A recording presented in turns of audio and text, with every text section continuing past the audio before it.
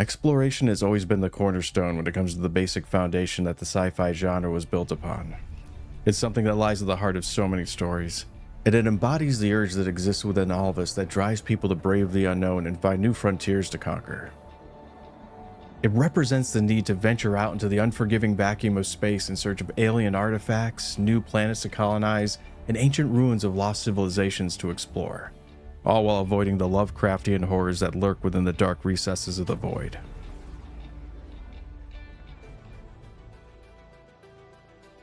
Hi everyone, I'm Law of the West, and this versus episode is going to be a rematch of the video that I did for the Drake Corsair and the Explorer variant of the Constellation series.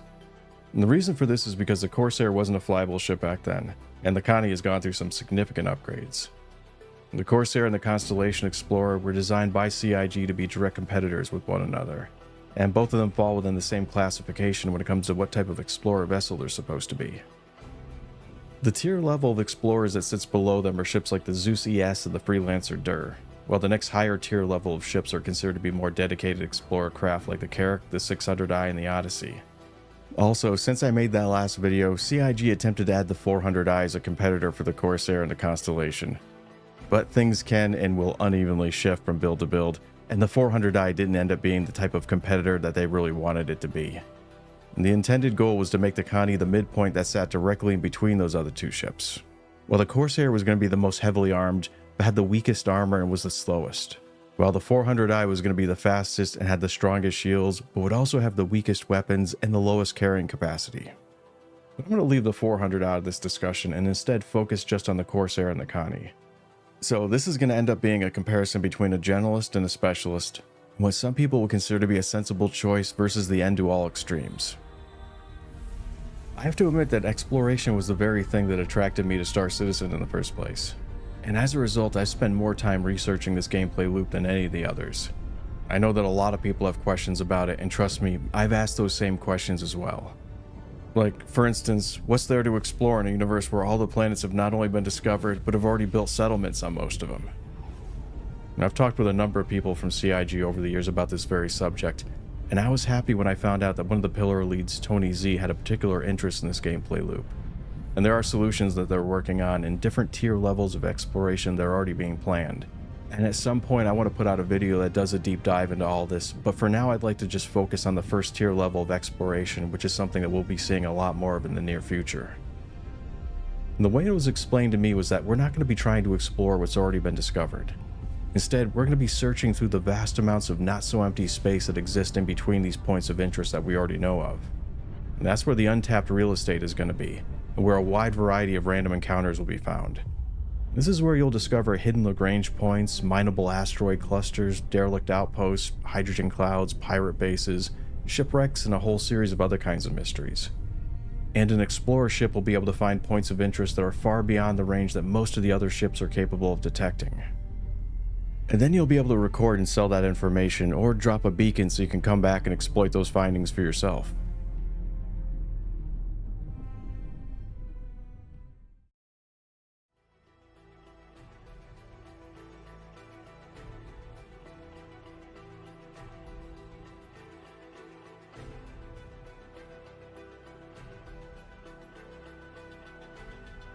I'm going to start things out by talking about the Constellation.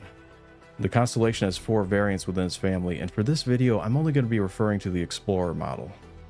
The Connie has room for 96 SCUs of cargo, and it has some good options when it comes to vehicle transport. It can carry anything that's rover sized or smaller, and that includes a rock and a DS. It can carry all the Cyclones. It has room enough to stow every one of the Gravlevs. And it has enough room to carry any of the small wheeled vehicles. It can carry 2 Furies, which if you add that to the Merlin ends up being a decent number of snub fighters you'll have to accompany it. It could also carry a medevac, which up till now the only thing that was holding the Connie back from becoming a fully operational mini base was that it didn't have a med unit. And for those who don't already know, the medevac can be used as a respawn point that can heal tier 3 injuries. So not only does it have a med bed, it's got one that's also mobile. And the pilot has access to 4 size 5 weapons and 24 size 2 missiles. On the underside of the ship, it has a gimbal turret that has 2 size 3 weapons mounted onto it. And no, that's not a mistake. It's being upgraded from having twin size 2s to having 2 size 3 guns. When it comes to their performance, the Connie has a faster top speed than the Corsair, and it also has a significantly higher amount of hit points. The biggest advantage that the Connie has over the Corsair is that it's the only one out of the other competitors that has a dedicated piece of scanning equipment. This scanning turret is going to be a more active version of what ships like the Scout, the Tracker, and the Terrapin have, and it's going to augment and improve the abilities of whatever scanner the ship has installed. It does this by being actively controlled by a player. They'll be able to physically turn and aim it in any direction with a 360-degree radius, and then they'll be able to control the strength of the beam and the size of its scanning range. When it's not being used, it can be retracted back into the body of the ship, which could end up protecting the scanner from taking damage from incidental bumps, scrapes, and incoming fire.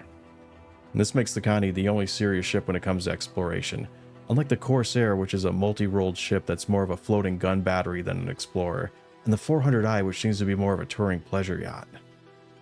And the only critique I've heard about the Connie is, why not just hold off and get a Carrack or an Odyssey? And that's really going to be more of a personal question than a gameplay issue. Because if you're earning your way up the ladder like you're supposed to, then the Carrack or the Odyssey might be something that's a little too out of reach for you at that point. Well, the Connie would end up being a much more realistic goal for you to set your sights on. Another nice convenient thing about the Connie is that it has lots of airlocks. And 2 of them are on the flanks of the body of the ship and has another one that's on the roof. But the main thing that I liked about the Constellation is that I'm able to dock a snub fighter onto it. To me, this is something that defines this series and really made it stand out from the other ships. It's not a necessary thing and it doesn't make or break anything when it comes to gameplay, it's just something that's fun and unique. Its amenities include having a set of 4 bunks that double as escape pods. It has a set of personal lockers, a shower and bathroom, a weapons rack, and a lounge area. It doesn't have a kitchen, but it does have countertop space for a few appliances like a food processor or a coffee maker. And its single-room, single-purpose design must have been a throwback to the days when RSI was a military supplier for the Navy. The rounded front end of the Constellation Explorer is the trademark look that distinguishes it from the other Connies. On the other side of the windscreen, you'll find 3 seats that are set equidistant from one another that makes up the entire bridge crew. And behind it is an odd-looking but highly functional access tunnel that leads up to the scanning tower and down to the belly turret. There are a number of things about the Constellation that's drawn a fair amount of criticism. Like for instance, the Constellation was made long before they'd really nailed down with the design language for what RSI was going to be. So it's not quite on the same level that some other RSI ships are at. Although it still has a very Battlestar Galactica meets Star Trek kind of feel to it. Another thing about it that's got some people worried is that so much of the ship's success is going to hinge on how well its scanning turret ends up being. And none of that gameplay mechanic has been developed yet. Another issue that a lot of people have with not only this ship but with the rest of the Constellation series are the number of struts that it has, which obscures the windscreen. Although they've already said that they'll be fixing that at some point, but you know, I'll believe it when it happens. It's also awkwardly shaped and unbalanced, so it has a tendency to bob its head up and down like a bird drinking the water if you're not careful while you're landing. And yet another negative thing with the Connie is with the bottom turret. It has the honor of being considered to be the worst in the entire history of the game. It's so bad that it sparked the need to create further innovations on how turrets worked that would later be seen in the Retaliator, and it was improved upon again for the Valkyrie. And I really do hope that they end up going back at some point, replacing it with a newer version. But for now, trying to shoot with any kind of accuracy with this turret is like being held upside down and having your head shoved between your legs and then telling you to try and hit something. I might be exaggerating a little, but it's not by much. And the last criticism that I've seen for this ship is that it doesn't have any actual rooms. Its interior is just one long tube that's been sectioned off into parts.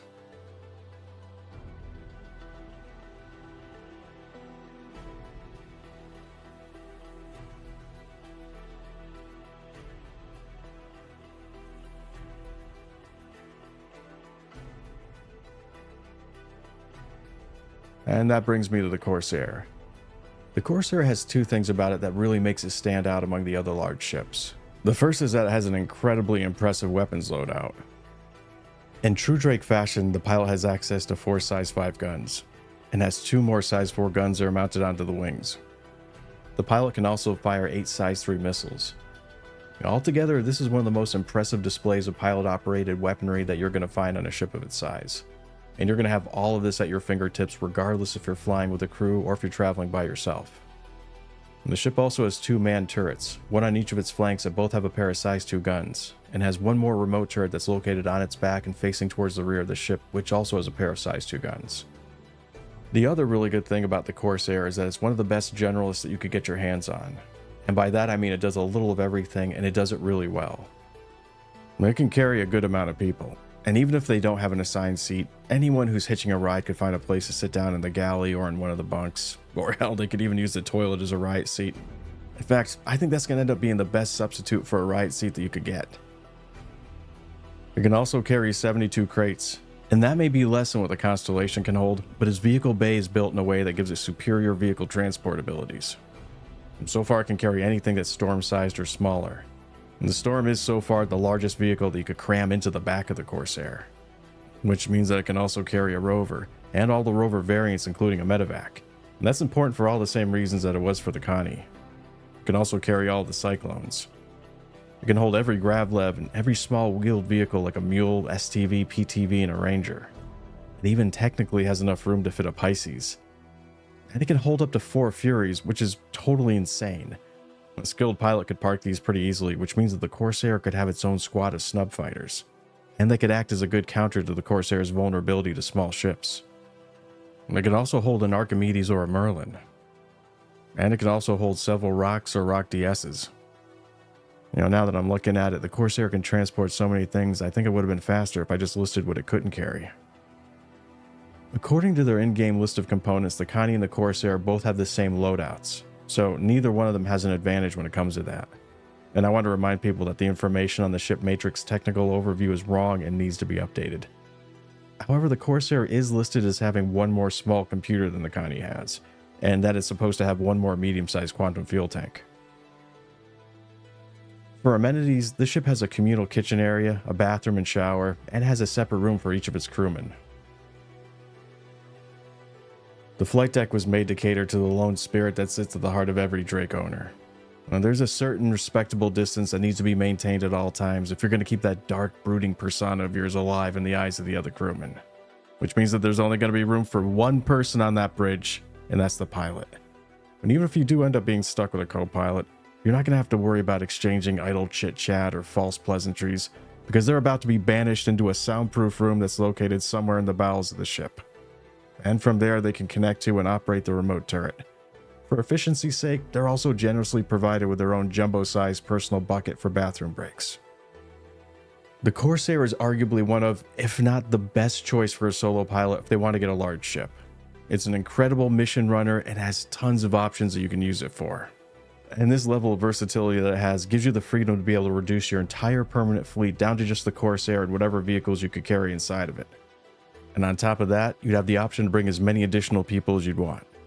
So this is the perfect ship regardless if you want to fly solo, if you have a small crew, or if you're playing with an org. The biggest downside to the Corsair is its handling. Its speed and maneuverability are noticeably slower than the Constellations, and although things will change from build to build, the Corsair will always end up being tuned to be slower than the Connie. And also, its lack of speed makes it especially susceptible to being attacked by small fighters. And because of how CIG likes to balance things, its oversized weapons loadout is going to be all the justification that they need to make this ship one of the slowest out of the game's entire roster of large vessels. Another major drawback to the Corsair is that there isn't anything about it that's specifically made for exploration. And by that I mean it doesn't have any specialized scanning equipment or built-in gear like a fuel refinery. So if you're looking for a ship that can find points of interest and then plot jump points that lead directly to them, then you might want to look for something else. Because the Corsair won't have that basic mechanic which is the foundation that exploration gameplay is going to be built on. Although I like the idea that in lore it was purposely mislabeled as being an explorer ship by the Drake Corporation for insurance purposes. And they did intend for it to be a competitor in the market for RSI's Constellation series. But in reality, they knew what it was going to be used for, and they really leaned into that. And the last drawback to this ship is its unique aesthetic. The scant amount of windows, dim lighting, and overall claustrophobic feeling can be just as appealing to some people as it is a turn-off to others. I've already made a Versus episode that compares the Corsair with the 400i, and in it I focus a lot on the contrasting elements that exist between those two ships, from their aesthetics to the completely different gameplay philosophies that they adhere to. So if you want to know more about either one of those two ships, then I suggest checking it out. But for this comparison, I've narrowed most of the issues down to one major but basic element, and it's a matter of specialization versus versatility. The Corsair is by far more of a generalist than the Connie is, and a lot of the things that it does are done extremely well. But to offset that, its speed, acceleration, atmospheric handling, and ability to be a successful explorer all suffer. Well, the Connie is going to be the first serious explorer ship that you could get when it comes to creating that Star Trek-like multi-crew experience. However, it is an older ship, and it suffers a lot from the design flaws that plague ships that were built before most of the game's mechanics have come online. I base all of these Versus episodes on the assumption that players are going to be purchasing these ships in-game using the credits that they've earned as they progress their way through it. And these various ships are going to be the stepping stones that will guide your journey through your chosen career path. And the starting point would be to use the game's various pathfinders, which are the equivalent to starter ships for exploration. And from there you'd move your way up to more capable ships like the Pisces and the Scout. And then on to the Zeus ES or the Freelancer Dur. And then again from there you'd earn your way up to getting your first large ship like the Connie or the Corsair. From there you continue upgrading to even more dedicated large explorer ships like the Carrack, 600i, and the Odyssey. And then you'd be on your way to getting whatever's waiting to come next after that. And if that's what you're doing, then buying and selling ships shouldn't be too uncommon of a practice for you. You could use the last ship that you had to make up a bulk of the money that you need to put towards your next purchase. Or maybe you could just add it to the museum of ships you have on display in your personal hangar that collectively chronicles the journey that you've made on your way to becoming a famous explorer. Well, that's going to be it for this Versus episode about the Corsair and the Constellation. I've been your host, Law of the West. Thanks for watching, and take care.